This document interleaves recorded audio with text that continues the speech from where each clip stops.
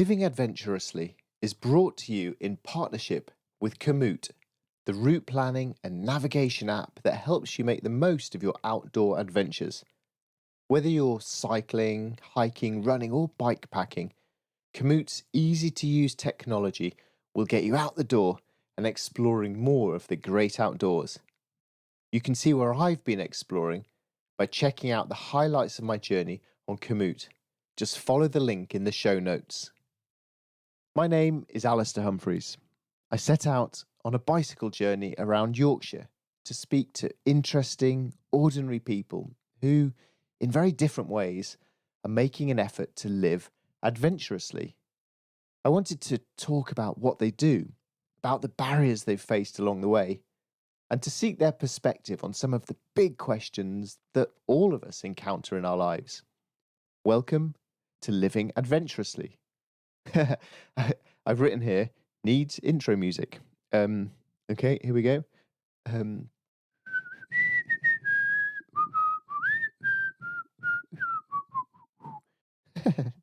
That'll do.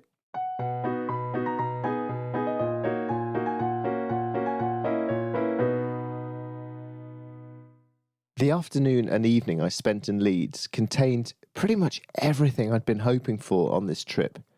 First of all, I was shown around the sights of the city by a proud local born and bred Yorkshireman. And we met a young Deliveroo cyclist who was saving up the cash and the courage to try to cycle a continent or two. We chatted with him for a while. And then Imran took me along to the evening prayers at his mosque. I sat quietly at the back, and the faces, the language, the smells of the mosque, they all reminded me of my own bicycle rides through far-off lands.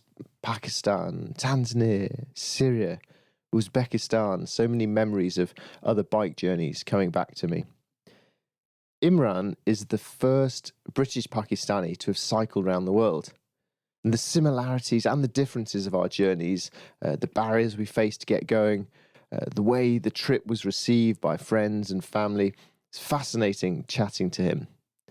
And in the evening, I went along to Imran's home for a seriously delicious and colossal curry cooked by his mum for us. Imran knows well a cyclist's hunger, so he force-fed me until I was fit to burst.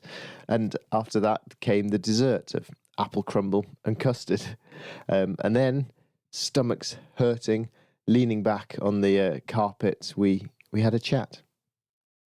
Okay, professional podcast, sitting on the floor of your house in Leeds after a really, really delicious meal. It's very nice to see you again, Imran. Round the world cyclist and Yorkshireman.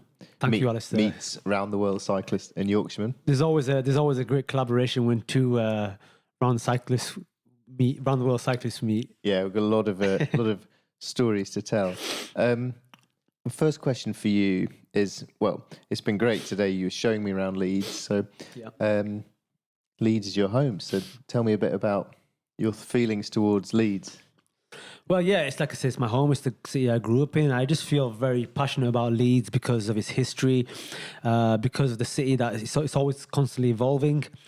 There's great opportunities here. We have one of the greatest parks in all of Europe, which is Roundhay Park. And one of the best things about Leeds is we're surrounded by stunning countryside. So it's not that far of a trek to go towards the Dales, to Yorkshire Dales, and it's not that far from the Peak District. Kind of almost sits in the centre of it all. In the centre of it all. So I've just dropped custard on Imran's new carpet. So it's okay. It's only custard. It's all right. It's not pain at least. This is a disaster. Sorry. It's all right. Right. I can't multitask. Okay. So yeah, you like Leeds. You're a proud man of Leeds. Leedsonian. I think that's what they call it, isn't it? Leedsonians or something like that. You've lived here all your life. I've lived here all my life. Is there anywhere else in the world that you would like to live except for Yorkshire? Well, this is the question that I kind of asked myself when I stopped at some of the most amazing locations when I was cycling around the world. And to be honest with you, if anything, sorry, I'm burping a little bit in the background. If anything, it made me appreciate Yorkshire even more. When you go, it's amazing to see some great places, but it makes you appreciate your home even more when you're away. And I have to say that there's nowhere I've ever been that has made me want to leave Yorkshire. I love Yorkshire that much. It's deep rooted within me. Everything about Yorkshire, the coastline, the Dales, the North York Moors. But I have to say that if I was to move, then California does come a close second. But even then, it doesn't. I don't know. Does it top Yorkshire? I'm not sure. But Yorkshire's home for me, so I'm good with Yorkshire. I love the fact that you are bracketing Leeds and Yorkshire up there with San Francisco and Muscle Beach, and that's the sign of a true, proud, born and bred Yorkshireman. I'm here, so I'm settled. I don't want to leave anywhere else. I like that very much. So this is important to the next point. You're a full-on Leeds man. Earlier this evening, you very kindly took me along with you to the mosque for your evening prayers, and while you guys were all at the front praying, I sat at the back, and I loved it because it just reminded me of mosques I've been to in Pakistan, Saudi Arabia, Tanzania, Singapore, that the Ummah, the community all over the world. I love that, and it just made me think, wow, I love traveling the world. I want to be in all these crazy, far-off foreign places. So that's a very different slant on Yorkshire. I mean, you've just been saying you're a full-on Yorkshireman, and then there we were doing stuff that's very un-Yorkshire. Yeah. So tell me about that sort of the overlap of those two worlds. Well, I guess it's kind of like a fusion, really, because obviously I'm a Muslim, and I've always been from the start. I've always practiced my religion as best I can. My father was a very religious man, and he had that instilled within me. But when you're young, you're just going through the motions more than anything, rather than knowing what you're really doing. But as you get older, you start to appreciate it more, learn about it more, and I think it's a great collaboration in the sense that it's like a meeting of two cultures that have bonded so well. Like we have the famous Curry Mile here in Bradford, which is not too far away, and obviously the variety of foods that we have here. So really, and I like the fact that I can come out here and be Yorkshire and go to a pub and have a meal and a drink and enjoy the Yorkshire Dales, and I like the solitude and the peace that you get from the mosque, which I can do 5 times a day. So I don't have to, it's there, it's open. It's not like I grew up with people going to church once a week, so the fact that we have a mosque and also the mosque has a great community spirit about it as well. So I think it's a great collaboration. A great unification between two different cultures. So one of the reasons that I've got on my bike to spend a month cycling around Yorkshire is because I'm interested in the idea of home in my own life. So whenever someone says to me, anywhere in the world, they say, where do you live? I always say, I live down in London, but I'm from Yorkshire. I always say that.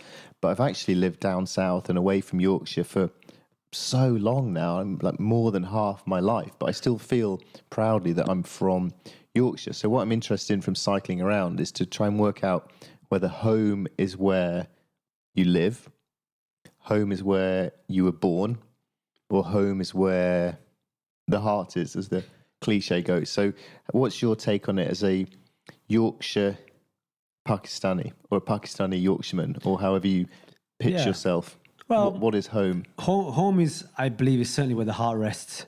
No matter where you go in the world, no matter how amazing sceneries you see and a place that you can always envision moving, home is where the heart absolutely is. I was doing a journey last year, for 3,000 mile journey across Europe last year, and I was in some of these most beautiful places, like in Sardinia, then I was in Sicily, and I was in the south of Italy, then I was on the Croatian coastline, and for most of that I was thinking about Yorkshire.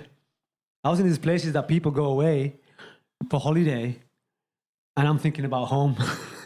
I don't know whether that's to be because I'm getting older, or whether it's because where the home is where the heart rests, and I certainly believe it's where the heart rests for sure. I mean, everybody from Yorkshire is deeply proud of it. We have every reason to be proud of Yorkshire. Yeah, it's weird how that happens, isn't it? It's the most diverse county, I think, in entire Britain. Not just England, but entire Britain. That's the most diverse county, and collectively it's the biggest as well. And we in Yorkshire have a lot to be, particularly with the cycling. We're so spoiled with the cycling. We don't have a Toddy Devon. We don't have a Toddy Hampshire. We have a Toddy Yorkshire. And for a reason. Tour de France started here back in 2014. We've got the World Championships coming here. The Tour of Britain passes here every so often. We are spoiled. Yeah, it's brilliant, isn't it? So, it really is. Home is where the heart rests, absolutely. Okay. The other thing I'm interested in, on this trip is having cycled around the world is trying to figure out whether I can have adventures close to home. And this evening we've been talking about the adventures we've all had around Britain and enjoyed, but also just that as I get older, my attitude to adventure changes. I think that's quite an interesting thing. So what do you think of as living adventurously? What does that mean to you at the moment in your life? I think it parallels yours quite a lot. I mean, we both did this one big thing, but we don't find a need to do one massive thing anymore now, because, you know, I think everything plateaus eventually. But certainly with this country, I mean, chemically in the mind, it's always the same. If you're seeing something new for the first time that you've never been to, whether it be the other side of the world or whether it be in your own country, I think your mind chemically it's the same response. So really, in this country, I just did 1,000 miles recently, and some places I've been to before, some places I've never been to before, and it was just an absolute joy. You don't have to have an elaborate itinerary or any fancy holiday or anything like that. Really, we have everything on our doorstep. And one thing that kind of makes me a little bit sad, I guess, is that, you know, you'll hear somebody who's been other side of the world or go to Spain every year, but they've never been to somewhere like Cornwall. They've never been to like the North Coast 500 of Scotland. They've never been to, the lakes or anything like that. You know, it's always like, you know, they want to, I guess everybody wants something different, but no, certainly we have, and I would say it's one of the best countries in the world, not because I live here. That's not a biased point of view. It's just the variety that we have over here, the different cultures as well, the amalgamation of different cultures. There's nowhere in any city in Europe that you could ever go to where you can see that many faces from all over the world, like London as of such, and even in any major city. And then we have all the foods. You know, we're not restricted to, you know, if you want to have Thai food, you can have Thai, any part of the world. Well, so really, this is a good example. This evening we've eaten lovely Pakistani food with the English dessert. Top with the classic English. I've eaten so much that my tummy now hurts. So I'm sort of squirming around the floor. You'll burn it all off tomorrow. Yeah. Okay. So I want to go back in time to you had a job you didn't really like, pretty rubbish job, some call center job. Somehow you end up coming up with this idea and reading about, hey, it might be possible to cycle around the world. So you get this idea of, hey, maybe I can go cycle around the world. And this dream grew. But I think loads of people have they have rubbish jobs, and then they have dreams to go do an adventure. So how did you go from turning a dream of that into actually deciding properly to cycle around the world? Well, I always had this idea of cycling, and I always wanted to travel, but I love cycling. And my real turnaround point came when I met this one guy from Europe, from Holland, who was cycling around Europe for 80 days. And then we kind of agreed to meet up next year, and I did a tour with him going across the French, Italian, Swiss and Austrian Alps. So kind of dived in head first, really, going through a hard mountain range with a fully loaded bike. And it was after that journey that I envisioned cycling around the world, but I'd never kind of thought it would ever be possible until I got working in this job. And I was just, you know, in front of a laptop, and I had a headpiece on me, and it was just so repetitive. And I thought, this cannot be life. This cannot be my fate for the rest of my life. And lo and behold, Alistair, I found a little article in Cycling Weekly, and I saw an article of you. All right, this looks pretty interesting. 4 years, and he's like, I got to read about this guy. So I googled your name, came across your vlogs, and I think after reading your vlogs, being from Yorkshire, and emphasizing that you're a dweeb, in your words, which you know, we disagree. He doesn't take a dweeb cycle around the world, but he made it seem possible. So he's a fellow Yorkshireman who's actually doing it. He's at the back end of his journey. And I got reading more and more of your stuff, and I started to envision more that maybe I can do it. Maybe if he can do it, then maybe I can do it. He's from Yorkshire. He's just like 20, and he supports Leeds United. So there's definitely some links there. But what was the moment that made you go from? Because I think a lot of people have daydreams like this. What made you actually think, I'm doing it? Yeah, well, it was a daydream. It's something I really wanted to do. But then I think the real thing came when you know, many years had passed and I had this dream and I wasn't getting closer. We always say one day, but that one day never comes until you have to make it happen. Then I guess redundancy brought that up when I was working in the NHS for 4 years, and my redundancy was announced. It was announced whether I'd get made redundant or not. I didn't know, but I had booked a trip to America because I've never been there. So I'm going to cycle Route 66 after watching Billy Connolly's documentary. Yeah. So I thought, I've never been to America. I'll just cycle across Route 66. And really, that was my warm tour. And after that, I thought, okay, right, I'm ready to go around the world after that. After that journey was my real moment where I thought, I'm going around the world. And what really sealed it was that the fact that my father was ill at the time. I came back and he'd been ill for a pretty long time. And I saw a very healthy man who deteriorated in a certain range of time, and I thought, health is not a given; it can be taken away from anybody. And while you have this window in your life, just grab the bull by the horns. And then I just committed myself. Right, I couldn't find a job at the time or anything. I was kind of mourning the loss of my dad, and then I think it was later that year, maybe in December, I decided, right, I'm gonna go cycle around the world. I'm just gonna do it. Brilliant. I love it's such a cool story. I think going to cycle around the world is a hard thing to do because you have to get time off work. You got made redundant, so that solved that. You have to get some money because it's expensive. That's a problem. People have struggled to go cycle around the world because they've got young kids. There's all these things that stop us, and what I come up against time and again is people who want to do things but they can't because of these things. And they're all legitimate barriers. But what I'm particularly interested in is the barriers inside our head that stop us turning our dreams into reality.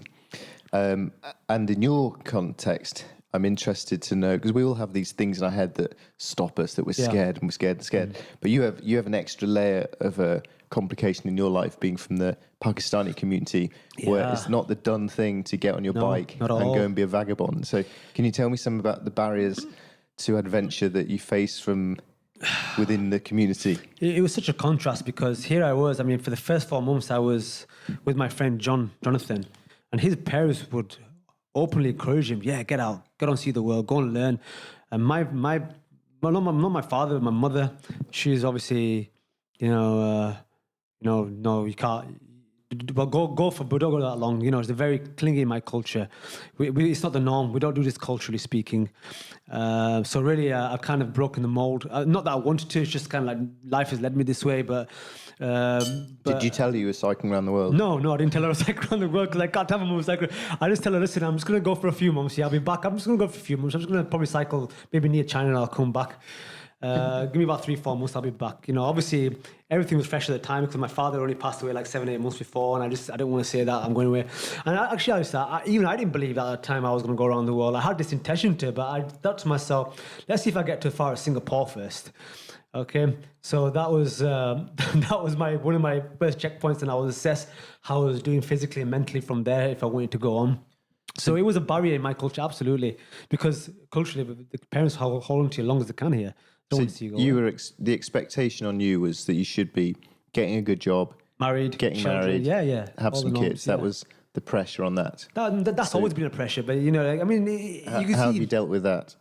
Well, you can see why your parents say it, because they want to see you stable in life, and stability means them is getting a job, having a wife, having the children, making your own family. But but my life didn't lead me down there. I always didn't want to just settle. I didn't want to have, I always thought, I always find that when people have children, they're always restricted some way or another. Something always comes up. And if you had excuses before when you were single, you will never get out if you're married with kids. So I guess I had that vision of doing these adventures, but I always thought if something like marriage or commitments like that gets in the way, it's just going to be a lot harder. I'm not saying it's impossible, but it'll just be a lot harder. So you've got to go now. You got to go now. There's a certain, and I say this, there's always a certain window in your life to do something, and you got to calculate that window, because health is not a given. We don't know, I almost died in France a few years ago, literally when I got knocked over by a truck. But and I thought that was the end of me for the first few seconds. But and I had a gunshot, and I missed a bullet by a foot, and I had a gunshot by a bullet missed me by a foot, and then I had a gun put to my head. So I thought that was the end. Then that was when I was on my journey. So you come across these hurdles, but life is just you just carry on going, man. It's so yeah, it's just you did it. Yeah, well, it's just it wasn't to tick a box. It was really going around the world was an education, man. What you learn, it halts time, 15 months.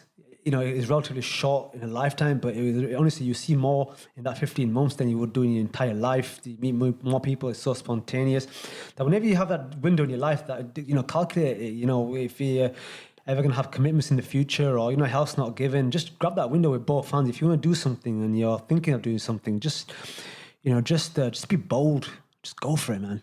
So once you got back from cycling around the world, how did the local community, maybe at the mosque or your mum, how did they then regard you once you'd gone off, done this crazy thing and come home? Were they I told you that was stupid, or had their attitudes changed? No, attitudes completely changed. I mean, to the point where, when I rolled down my street here, where we are now, I thought I was just going to come home with my mum and dad outside, and there was a whole big, massive party out here with a finishing line and cakes and everything. So really, my brother especially, everybody was proud of what I'd done at the time, because obviously nobody ever done, my family or even culturally ever kind of done that really. But really, I think it dawned on them that, my goodness, he's actually cycled around the entire world. And we get on a plane to go to Pakistan, which is what Pakistani parents usually do. And they'll be talking about weeks about the plane journey, about what it was like, in the airport waiting for the second, the stopover. Yeah, you hear that for days on end. And here was somebody who's actually cycled on the whole. And then it dawned on them that, oh my goodness. And obviously, while I was on the journey, I was posting videos as well, editing them on the road as much as I could, and give those who are following me, my family, a scope of where I was and what I was going through. And obviously, I didn't mention the gun incident and the robbery. I didn't mention that till I got back, because you don't want to alarm people. But yeah, they were really, really proud of me, actually, obviously. And rightly so. Yeah, definitely. You are a brilliant magician. You've been confusing us and astonishing us with your card tricks. And I know you've used them on your adventures to help you wangle out of tricky situations. So I've got my own deck of cards for you here. All right.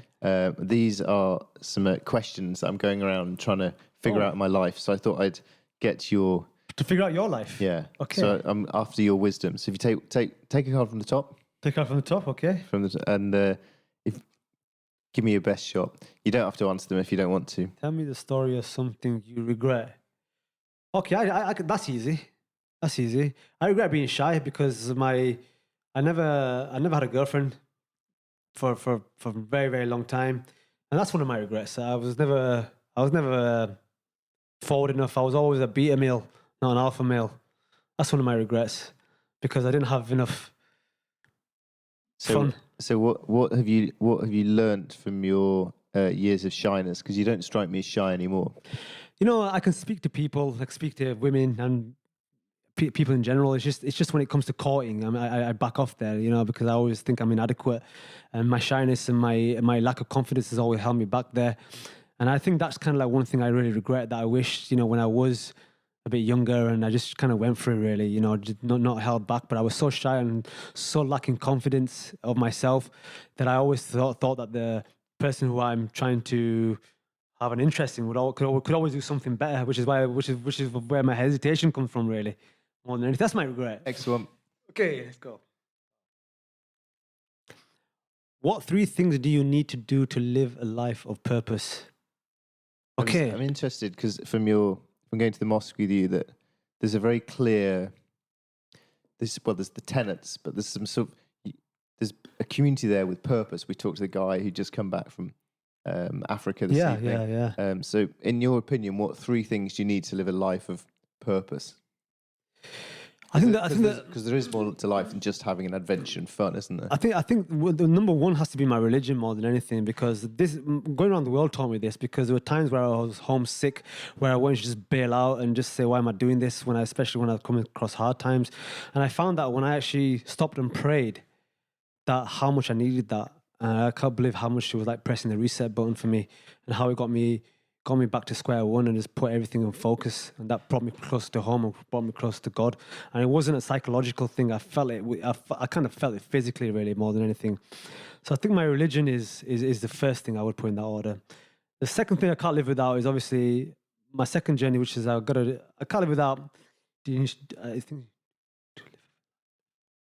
I think the second one has definitely got to be having a family, because really, it's good having your friends and your mates, but you can't, when the shit hits the fan, so to speak, yeah, you find that when you're in a low situation, and I found this by observing that people just abandon you.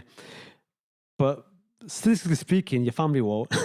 So it's good if you have your own. So I think definitely having your own family, and this is that fulfillment of having your own children, having a wife, having someone to go home to and love, and have a sense of belonging.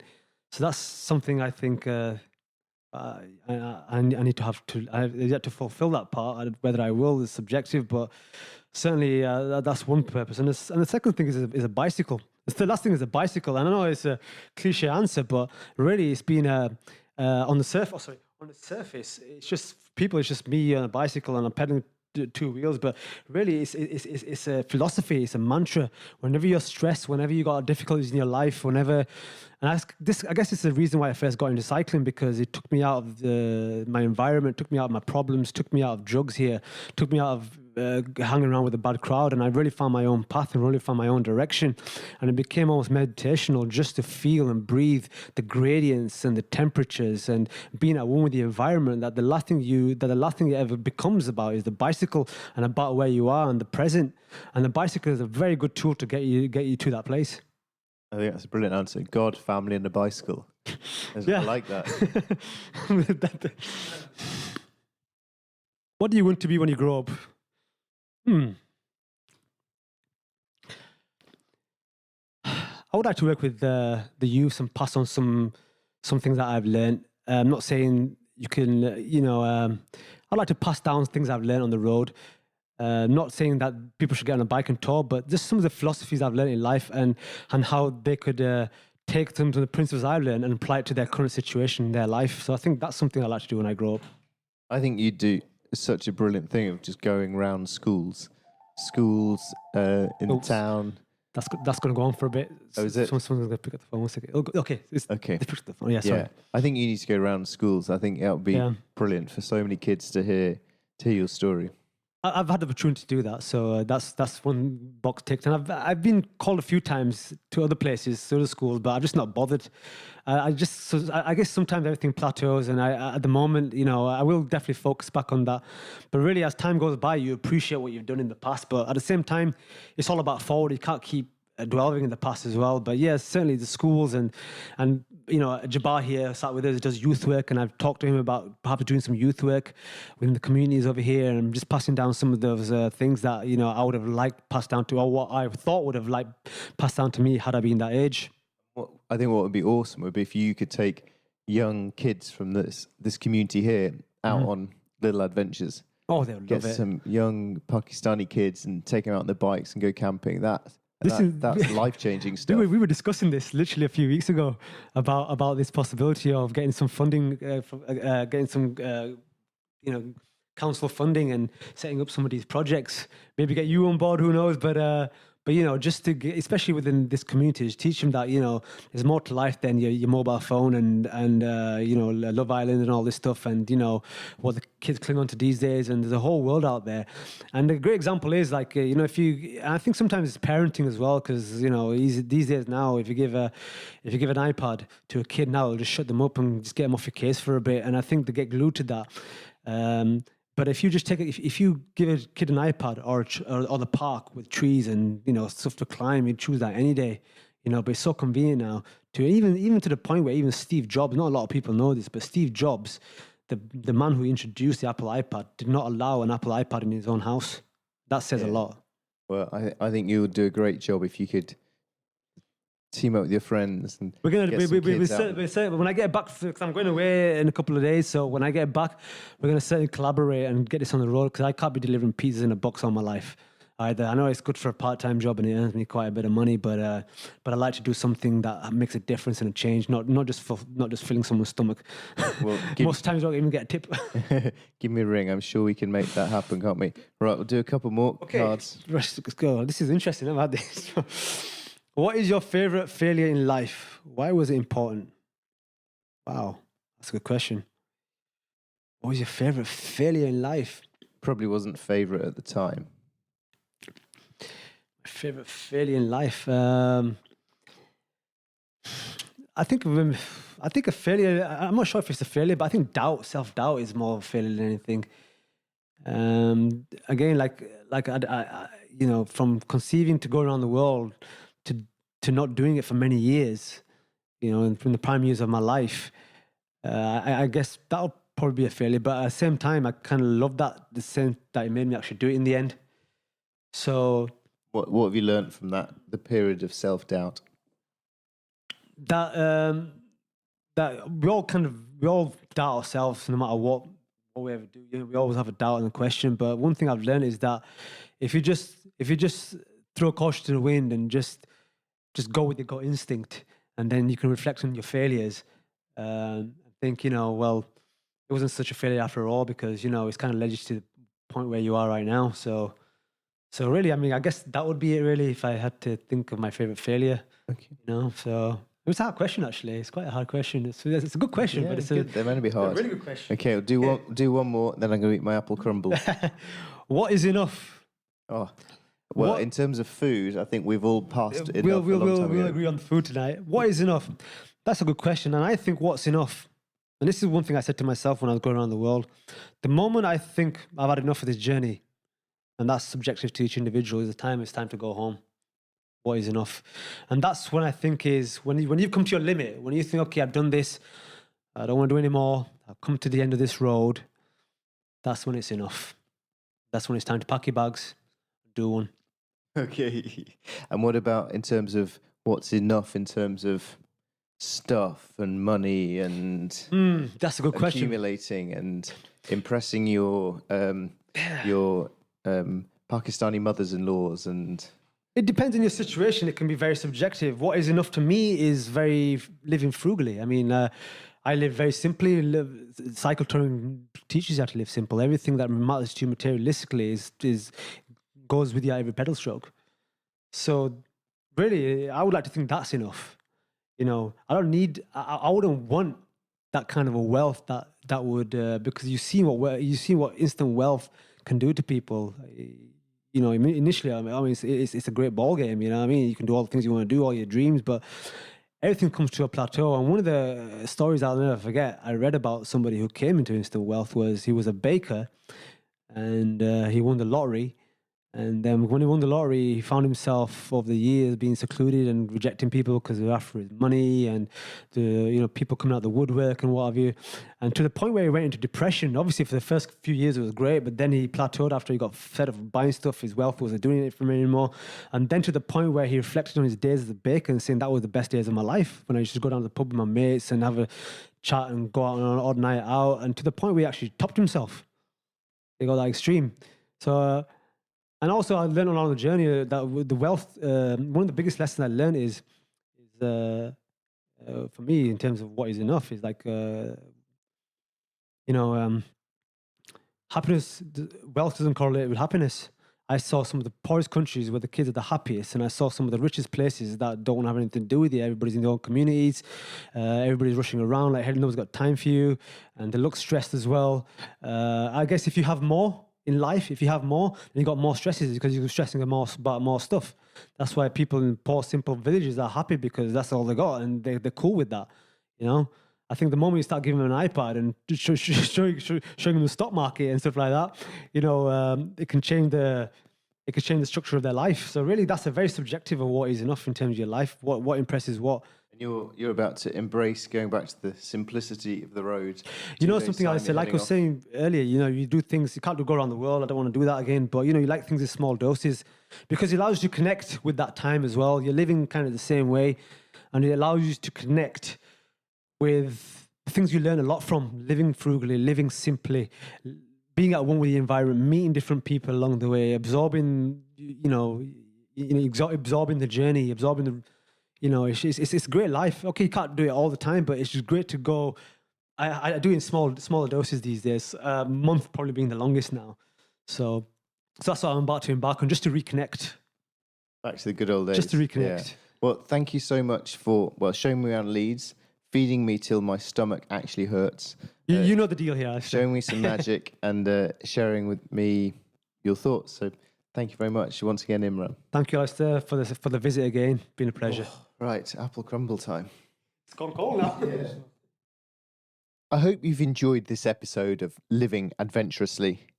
There's show notes from every episode on my website, alistairhumphreys.com/podcast.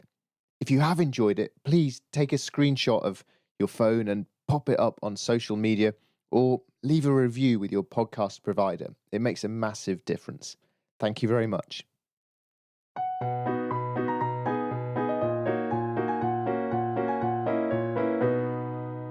I teamed up with Komoot to make this podcast happen. In case you missed it, Komoot is an outdoor planning and navigation app that helps you explore more of the great outdoors. One of the many ways Komoot helps you have better adventures is with detailed route profiles. So, you've got your basic route in place with Komoot. Next step is to check the route profile. The profile displays the information you want to see, like the surface type, especially important if you're on a bike, and elevation profile, especially important for everyone, the ups and the downs. On a road bike, for example, that means you can anticipate the big climbs or ensure your adventure only includes tarmac, unless you want to spice it up and you want to suffer, in which case you can hunt for a gravel route or more single track. If you're hiking, you'll be able to see your elevation gain, as well as where on the route you'll need to push on to get through the uphills. Your very own outdoor experiences are waiting for you. Go explore more with Komoot. Head to komoot.com/G and use the voucher code ADVENTUROUS to claim your free region bundle.